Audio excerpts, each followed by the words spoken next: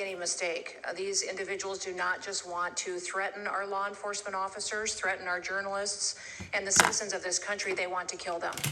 Their agenda is to destroy the American people and our way of life, and this president is standing in their way. He is stopping them from bringing their death and their destruction to the individual citizens in this country that just want to raise their kids and their grandkids in peace and in safety. I want to also thank everyone around this table for being so bold and so brave, for standing up and recognizing the threat that Antifa is to our way of life. By recognizing how advanced they are, how sophisticated their networks are, how they've infiltrated our entire country, and we're seeing them play out with their tactics from city to city, and how they have built out their funding mechanisms. And sir, I also want to thank our Treasury Secretary for his work and getting to the bottom of these funding mechanisms and individuals who are perpetuating this violence on our American cities. I was in Portland yesterday and had the chance to visit with the governor of Oregon and also the mayor. They're in town and they are absolutely covering up the terrorism that is hitting their streets.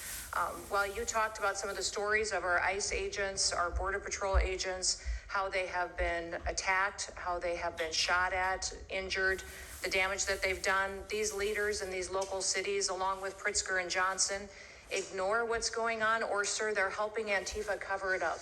We have arrested dozens of individuals that are Antifa members or affiliated with them, and I want to thank our Attorney General for prosecuting them and making sure they never see the light of day again. They have been so bold in making sure we're bringing those individuals to justice. One of the individuals we arrested recently in Portland was the girlfriend of one of the founders of Antifa, and that we are hoping that as we go after her, interview her, and prosecute her, we will get more and more information about the network and how we can root them out and eliminate them from the existence of American society. I want to thank the new journalists here today for telling their stories and for being able and willing to go to the streets and to cover what's happening here in America. Many times the legacy media has looked the other way, refused to tell the stories. The networks have not really focused on what this is and what damage it is doing to our country, and how this network of Antifa is just as sophisticated as MS-13, as TDA, as ISIS, as Hezbollah, as Hamas, as all of them. They are just as dangerous. They have an agenda to destroy us, just like the other terrorists we've dealt with for many, many years. And today is the day that we have a president that won't tolerate it and will stand up and fight for the American people. So thank you for being here, for being so bold, and for standing in the gap at such a time as this. It will matter. It will make a difference, and your life will be one of significance because of what you've done today. So with that, God bless you, and thank you, Mr. President. Thank you very much. Thank you. Cash, please. Thank you, Mr. President. Mr. President, the American people gave you a sweeping mandate in your victory in this election cycle, and they demanded safety and security for our citizens. And your administration, with your leadership, has provided us with the resources that we need, which is a whole of government approach to go after criminals absolutely everywhere, not just outside of this country, but within this country. And that takes a whole of government approach. The interagency seated up here with the Department of Homeland Security, our Attorney General, our Deputy Attorney General, and your White House staffers, and including Stephen Miller's leadership, has allowed us to go out there and map out these networks. What we are doing at the FBI is simple. It does not require rocket science. We are following the money. Money never lies. And that's what it's going to take to bring down this network of organized criminal thugs, gangbangers, and yes, domestic terrorists, because that's what they are. They are harming everyday citizens in every single one of our communities. And the folks you see here on the right and left, they're some of the bravest men and women we have today. They're reporting the stories live time because the mainstream media won't cover it. They're putting their lives on the line. They're standing up for the flag. The least we can do is stand up for them. So you have my thanks. I read more of your stories than I do theirs because you guys are putting out the truth. And we deserve a country where you are protected as equally as they are. We, in this FBI, will go after with the criminals with a vengeance. We will not rest until we find every single seed, money, donor, organization, and funding mechanism that we have.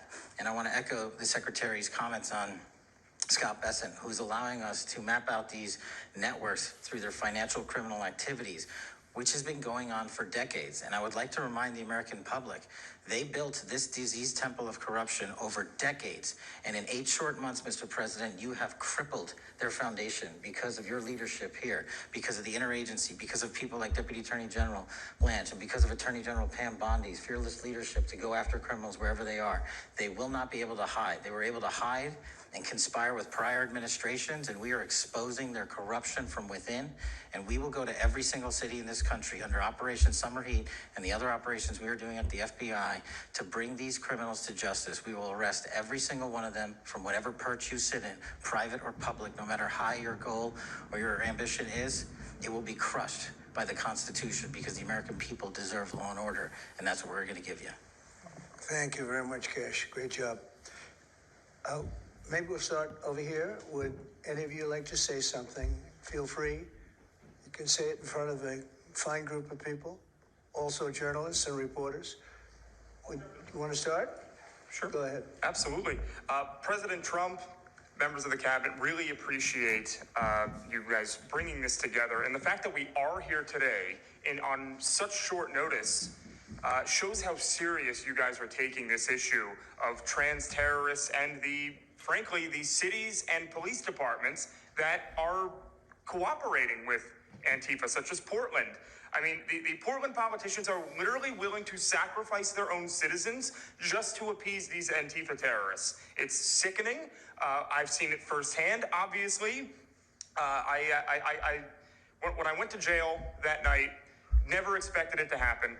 I thought that they were maybe removing me for my own safety. It never crossed my mind that I was the one that was being arrested for a crime after I was just thrown into a hole. I heard from the Department of Homeland Security after I had gotten out of jail, and one of your, I won't say exactly who it was, but somebody very close to Secretary Noem over here said that they were legitimately worried for my safety in the Portland jail. But luckily the Portland jail was, I was the only one there, essentially, because they don't actually arrest people in Portland, besides conservative journalists, I guess. So, look, I'm glad that it was not a good night for me. Let's just say that. It was not fun sitting in that jail, but I'm glad to see what has come of it. And I've been able to talk to a bunch of FBI agents, ATF agents, DHS agents that I didn't even know existed until I went there and went to that ICE facility. And the morale is at an all-time high. It is so exciting to see these guys know now that they have the backing of the Secretary, the DOJ, as well as the President of the United States, and they are there to do their job. They are going to fulfill this mission and deport these violent criminals. I believe one of the ones that I did a ride along with Secretary Noem yesterday, President Trump, and there was a pedophile that had come into the country 5 times over the past 7 years. 7 years, and apparently under the Biden regime that was just allowed to happen. That was fine, no problem. It's concerning to me that you're seeing the Portland Police Department, as well as the governor of Oregon and the mayor, of course, coming out and running defense for pedophiles that have entered the country illegally 5 times. It's crazy. I'm glad it's taking a front row seat in the media. And, they're being forced to talk about it in reality because, we're the ones that were on the ground. We're the ones that are actually reporting what's going on.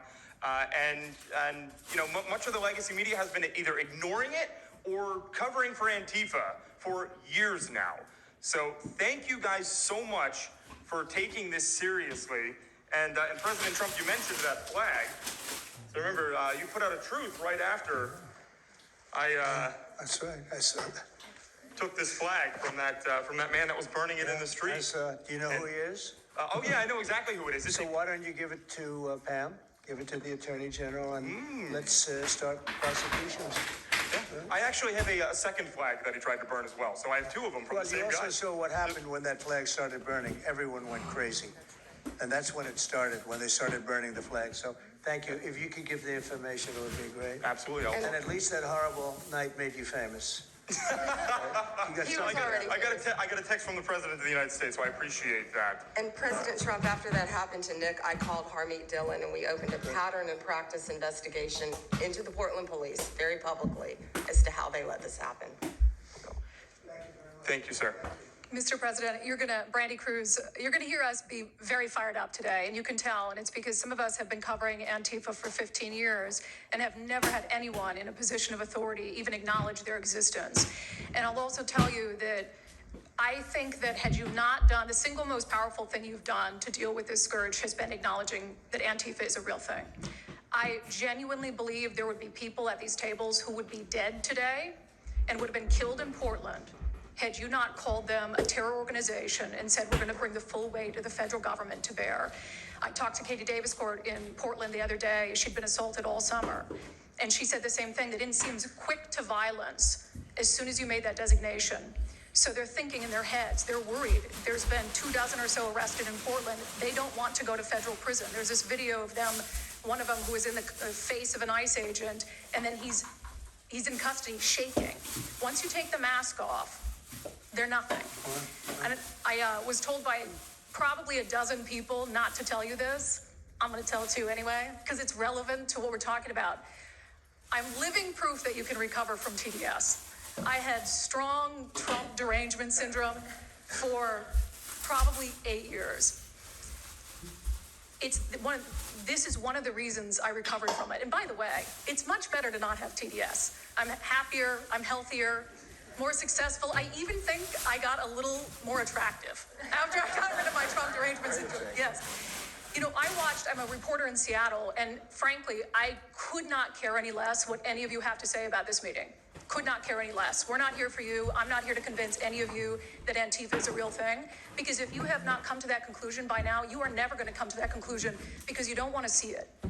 And you're going to go and you're going to say it's a bunch of right-wing conservative influencers who are here spinning a tale. I was one of you. I was a mainstream reporter in Seattle for 10 years. I was a TV reporter on the streets doing my job, and I was still assaulted by Antifa.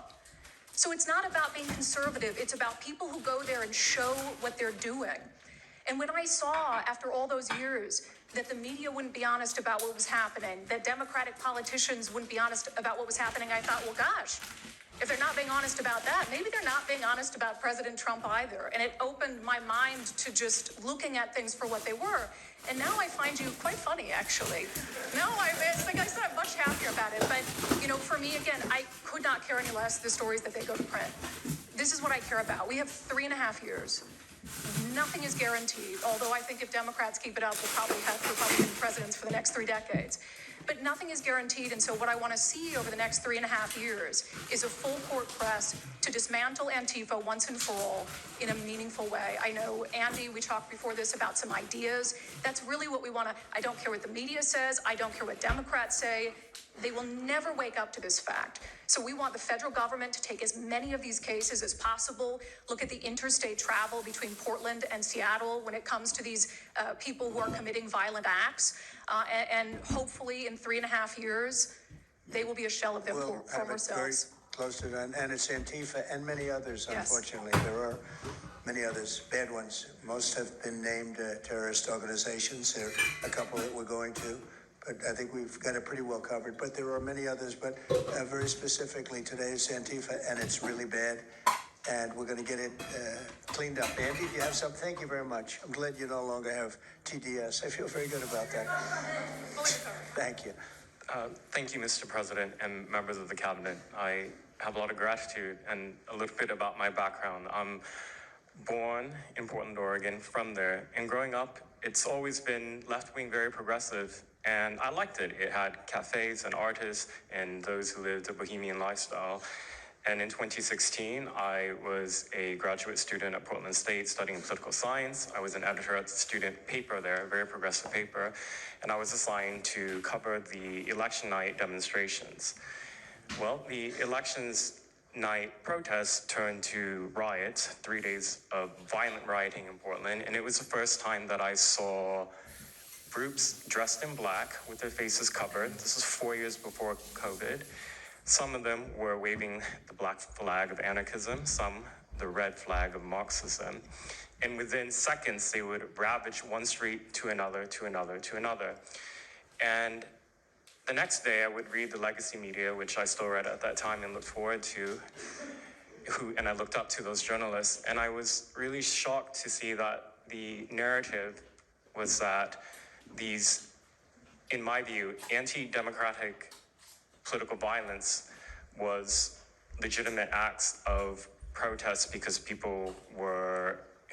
they were concerned about racism or all these other lies. And so for the next 4 years, I just continued going out with my video camera. I thought, look, people can ignore what I write because of spin, but videos can quite speak for themselves. And in 2019, it led to me nearly losing my life. I was covering another Antifa protest turned riot. At that point, had been routine in Portland, and then I was ambushed in a mob meeting. And I had never been in a fight. I didn't even realize that I was being assaulted until seconds in. And the punches came from everywhere on my head and my face, and I was bleeding out of my eyes and ears. And then they threw all the drinks in my eyes to humiliate me further and to laugh at me.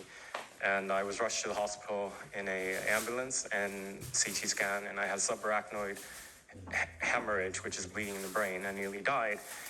And after surviving that, the reporting that I saw in liberal media it seemed to suggest that I had deserved it because they branded me far right.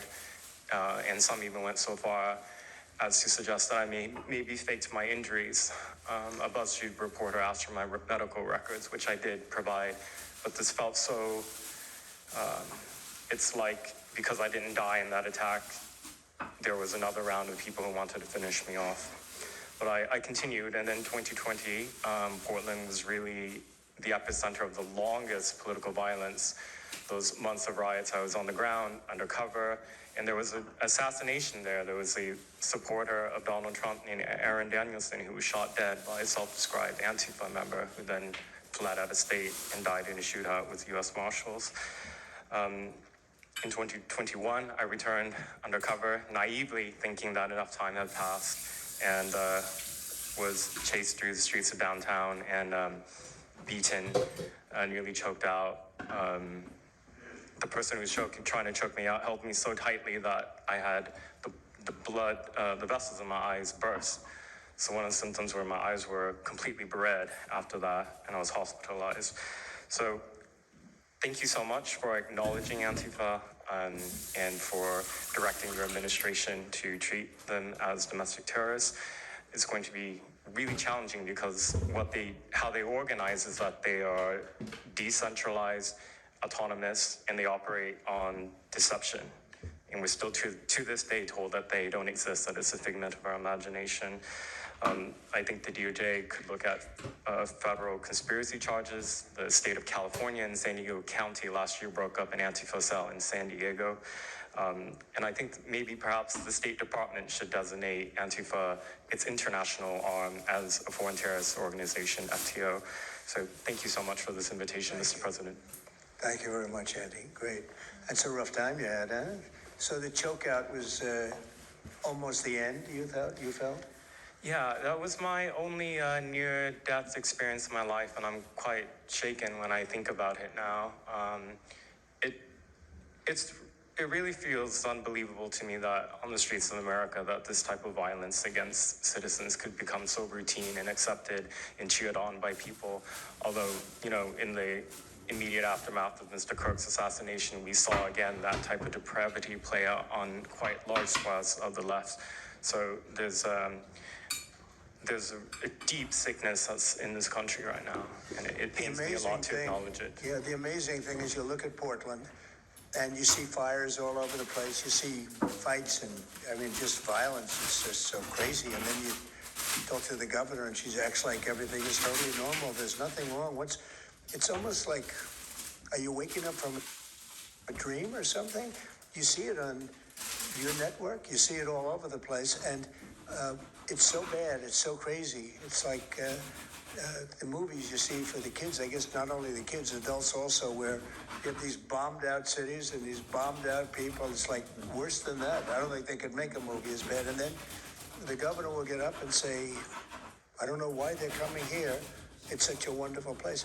And the amazing thing is the people want us to be there. The people, when they get the real people, that live there. Many of them have left, but the real people want us to be. The same thing in Chicago. So they've had 60, 70 murders over a short period of time. Murders, people that got shot.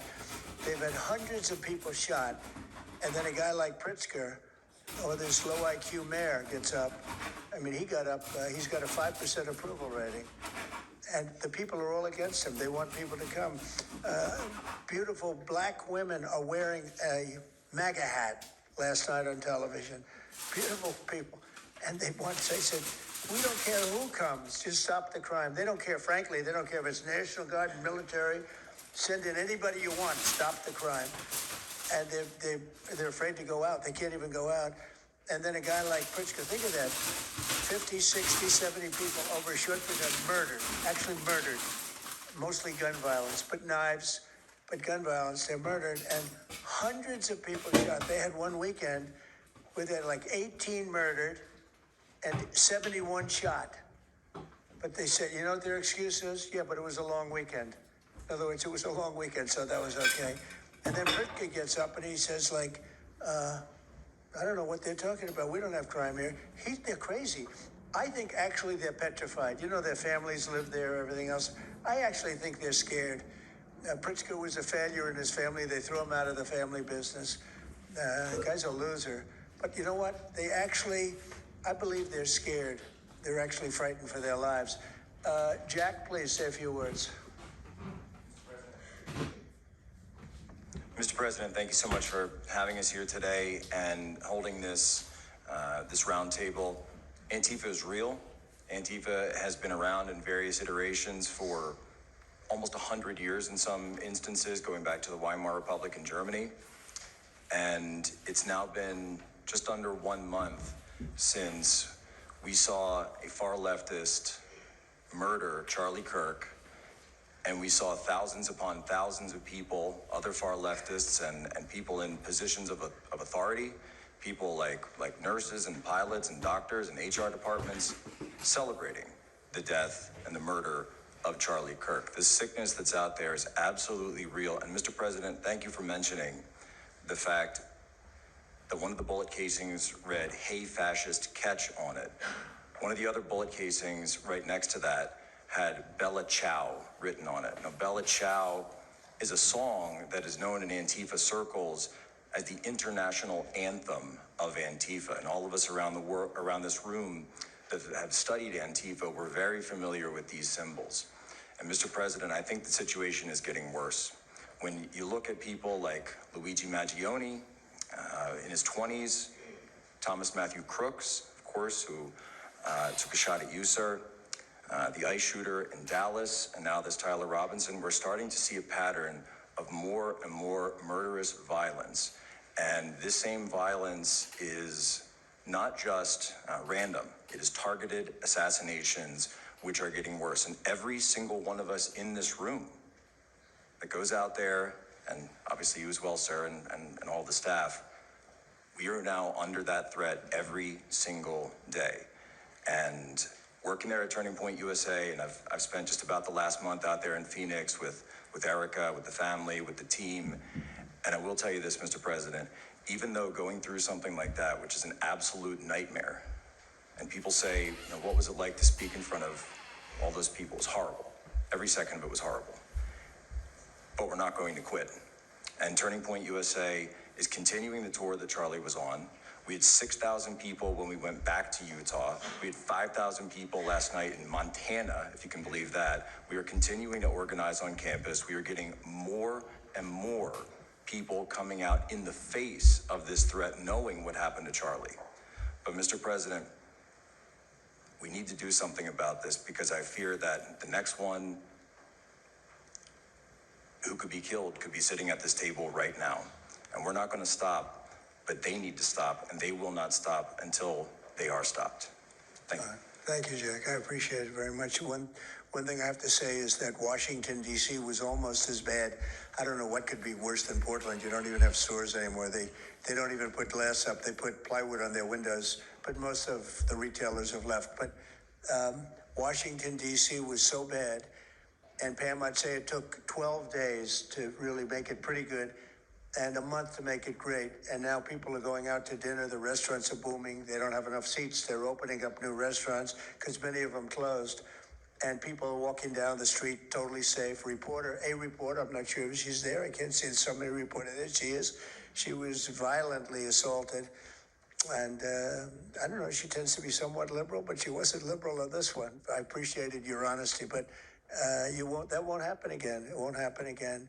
You're lucky you're alive, frankly, with what happened. I know exactly what took place. So Washington, D.C., our capital, we thought we'd start there appropriately, and it's safe, and people are so happy.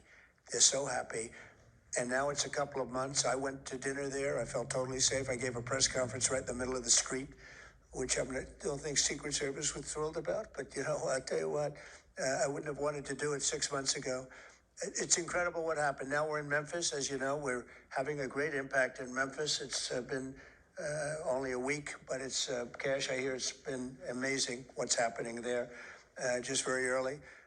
But you take a look at D.C., and you take a look at some of the other, we've had a big impact. What we haven't said, because Pritzker said, well, crime is going down in Chicago. Well, 5 months ago, Cash went to Chicago with a lot of FBI agents just to prepare it so that we went in with, I guess you could call it a surge, call it whatever you want, but would be even more effective. And we're going to be doing that, and very, very strongly doing that, because Chicago is a very unsafe city. It's a great city. The head of the Union Pacific Railroad said, sir, please save Chicago. It's a great city. It can be saved. Other cities are gone. I mean, they're lost. They can get better, but they're just really, they've been so decimated.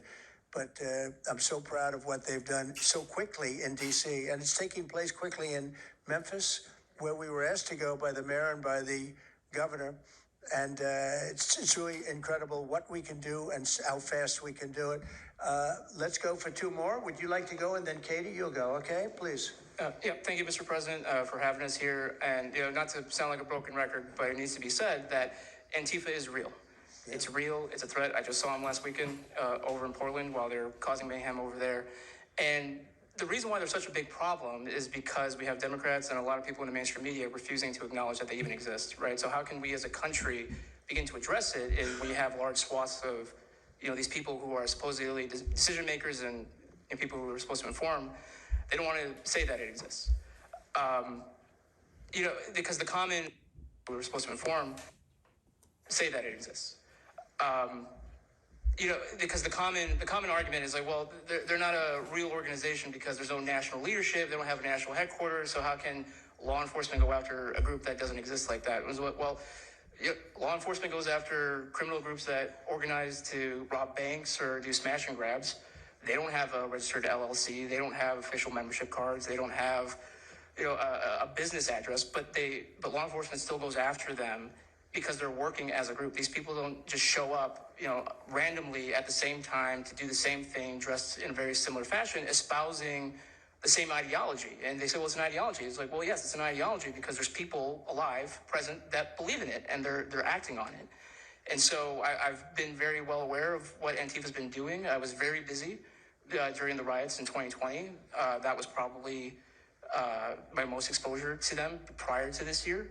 I've been at the ICE facility at Broadview. I'm originally from the Chicagoland area, unfortunately, but that's where I grew up around. Like I said, I was in Portland. I was covering the riots in Los Angeles as well. And probably one of the most disturbing parts about that is, in addition to Antifa being present, they were tagging the streets with CJNG, which is Cartel Jalisco Nueva Generación, which is a cartel. So you have these people who are working basically in concert with other terrorist groups to say that we're here, we're present, and we're gonna attack federal agents and people who are gonna expose what we do. And so, to be clear, political violence, sustained political violence that we're seeing in this country is not a both sides issue. I was, I was at Charlie Kirk's memorial in Glendale recently. Conservative gathering, totally peaceful. It was the most peaceful gathering that I've been at. Every other time that I've been covering violence in the streets, just this year, just this year, it's always been from left-wing people, radical left-wing people. And it's not even just Antifa anymore. The shooting that happened the defensive shooting that happened in the Chicago area that wasn't someone dressed in black bloc. That was just somebody that had taken upon themselves to go out and try to interfere and ram federal vehicles. So people are becoming more and more radicalized, and it was to be expected, unfortunately. And the reason why we're in this position today is because after I was done covering the riots, I was at the border from the San Diego sector all the way down to the Rio Grande Valley sector, covering the border crisis month after month. And we all knew the solution to that. We all knew why it was happening. It's because, well, it's racist to have a border. It's like, well, actually, it's not, but okay. And so it required you to come back into office and to fix the problem, but it's no longer just a border issue. It's a nationwide issue, and that's one of the reasons why you got elected back into office, because thankfully the American people said we're not going to deal with it anymore. But unfortunately, there's a lot of people, as we've seen, who are willing to take to the streets to do violence. And that's a scary thing, because typically when I was in 2020, I was covering Minneapolis, Los Angeles, Portland, Seattle. I was over in Chaz, and that was to be expected. But now, because the issue of immigration, illegal immigration, is so widespread, riots can happen anywhere.